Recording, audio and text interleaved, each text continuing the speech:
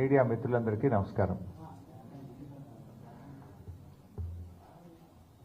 ఆంధ్రప్రదేశ్ ముఖ్యమంత్రి తెలుగుదేశం పార్టీ అధ్యక్షులు నారా చంద్రబాబు నాయుడు గారికి రాస్తున్నటువంటి బహిరంగ లేఖ ఈరోజు మీ సమక్షంలో విడుదల చేయడం జరుగుతూ ఉంది. చంద్రబాబు నాయుడు గారి నాయకత్వంలో తెలుగుదేశం పార్టీ కాంగ్రెస్ మరియు ఇతర పక్షాలతో కలిసి ఒక కూటమిగా తెలంగాణ రాష్ట్ర ఎన్నికల్లో పోటీ చేయాలని చెప్పి భావిస్తూ ఉంది. అయితే ప్రజాస్వామ్యంలో ఏ రాజకీయ పార్టీ అయినా ఎక్కడైనా పోటీ చేయాలి, చేసేటువంటి హక్కు వారికి ఉంటుంది. ఎవరైనా ఎవరితోనైనా పొత్తు పెట్టుకోవచ్చు, అధికారంలోకి రావాలని ఆశించవచ్చు. ఇది రాజకీయాల్లో ఆయా పార్టీలకు ఉండేటువంటి హక్కు, దాన్ని మేము గౌరవిస్తాం. కానీ ఏ రాజకీయ పార్టీ అయినా ఏ ప్రజాప్రతినిధి అయినా ఎన్నికల్లో పోటీ చేసి 4 సీట్లు గెలవడం ద్వారానో ప్రజాప్రతినిధిగా గెలవడం ద్వారానో ఏం కోరుకుంటారు? ఆ ప్రాంతానికి సేవ చేయాలి, ఆ ప్రాంతాన్ని అభివృద్ధి చేయాలి.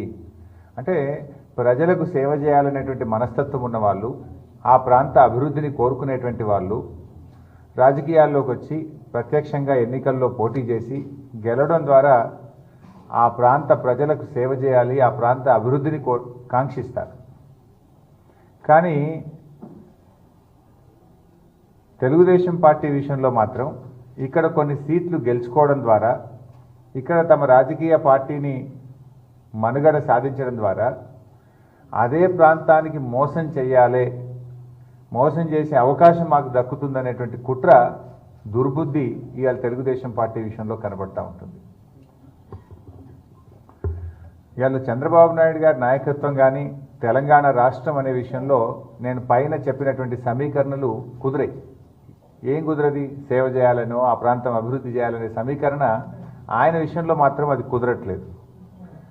అందుకే ఇవాళ తెలుగుదేశం పార్టీ తెలంగాణలో పోటీ చేసే విషయంలో తెలంగాణ ప్రజలకు తీవ్ర అభ్యంతరం ఉంది. ఎందుకంటే చంద్రబాబు నాయుడు గారు ఆయన నరనరాన తెలంగాణ ప్రజల పట్ల, తెలంగాణ రాష్ట్ర ఏర్పాటు పట్ల ఆయనలో వ్యతిరేకత ఉంది. ఆయన తెలంగాణ ఉద్యమాన్ని సహించలేదు. తెలంగాణ పదమంటే గిట్టనటువంటి వాడు.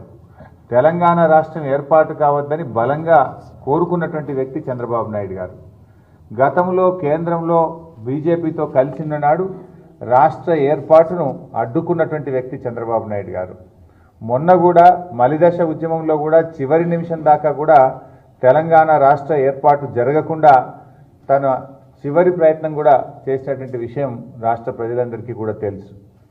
ఆ రాష్ట్రం ఏర్పడ్డ తర్వాత కూడా దీన్ని ఒక విఫల రాష్ట్రంగా చేయాలని ఆయన సర్వశక్తులు ఒడ్డినటువంటి విషయం కూడా రాష్ట్ర ప్రజలకు తెలుసు.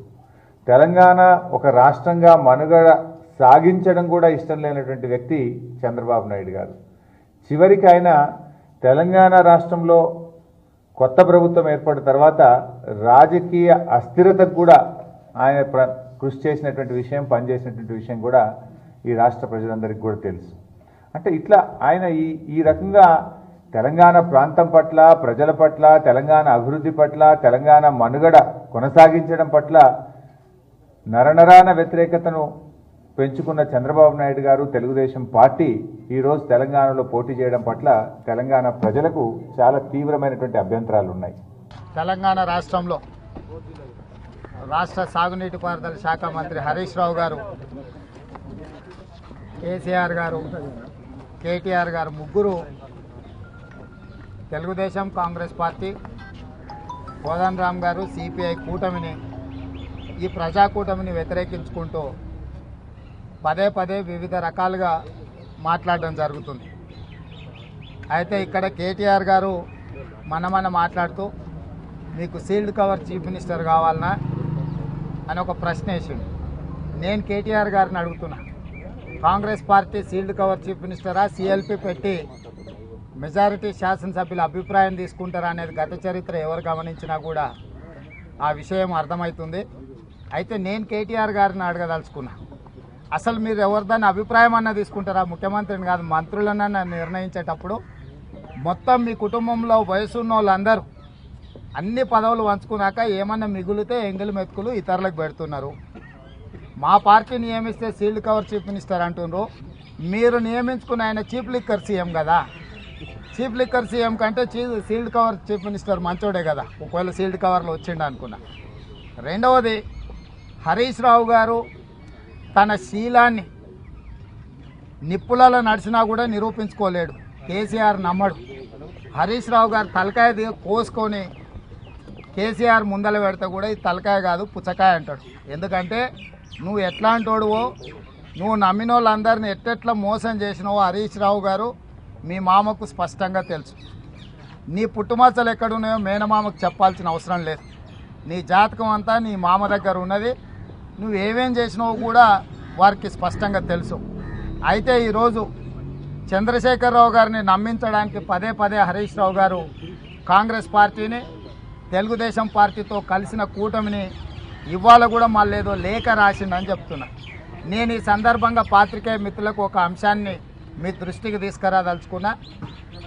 మొన్న పోయిన నెల 25 తారీఖు సాయంత్రం మెదక్ జిల్లా ఎంపీ కొత్త ప్రభాకర్ రెడ్డి గజ్వేల్లో ఉండే నర్సారెడ్డిని ఎక్కించుకొని రాత్రి 9:30కు హరీష్ రావు గారి క్వార్టర్స్కు తీసుకెళ్ళి హరీష్ రావు గారితో కూర్చోబెట్టి 3 గంటలు మాట్లాడిన తర్వాత పొద్దున్నే నర్సారెడ్డి గారి విమానం ఎక్కి హైదరాబాద్ నుంచి ఢిల్లీకి వచ్చి కాంగ్రెస్ పార్టీలో చేరిండు. కాంగ్రెస్ పార్టీలో ఉన్న నర్సారెడ్డి గారు టీఆర్ఎస్ పార్టీలో చేరి కార్పొరేషన్ చైర్మన్గా నియామకమైన తర్వాత కూడా హరీష్ రావు గారు కలిసిన తెల్లారే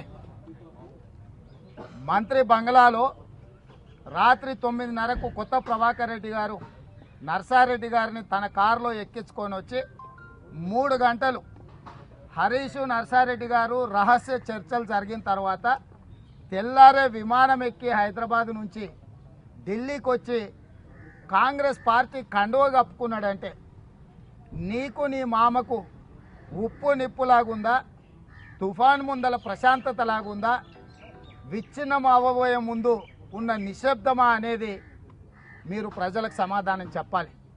ఏంటండి వీడియో నచ్చిందా? అయితే ఓ లైక్ వేసుకోండి, లేదంటే ఓ కామెంట్ చేయండి. ఎప్పటికప్పుడు మా వీడియోస్ చూడాలంటే సబ్స్క్రైబ్ చేసుకోండి.